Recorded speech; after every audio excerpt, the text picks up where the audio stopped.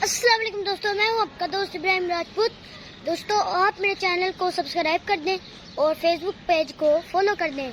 तो देखिए अभी मैं कहां पर आया हूं। ये है शाही किला का सबसे पुराना दरवाज़ा और इसके ऑपोजिट डायरेक्शन में बादशाही मस्जिद है जो कि बहुत खूबसूरत है। देखिए इसके कितने बड़े बड़े मीनार हैं।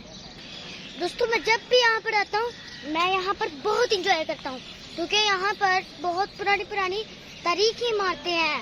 आइए अब चेक करते हैं कि शाही किला का दरवाज़ा कितना पुराना है।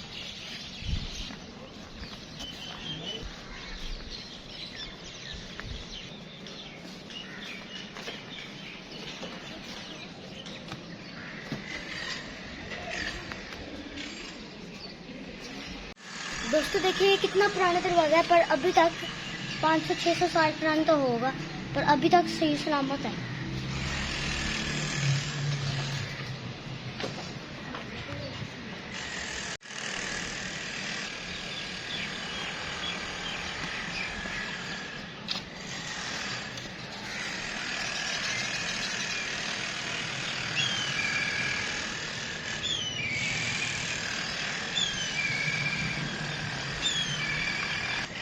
तो आप जब भी लाहौर आए इस जगह की सैर जरूर करें, आपको बहुत मजा आएगा।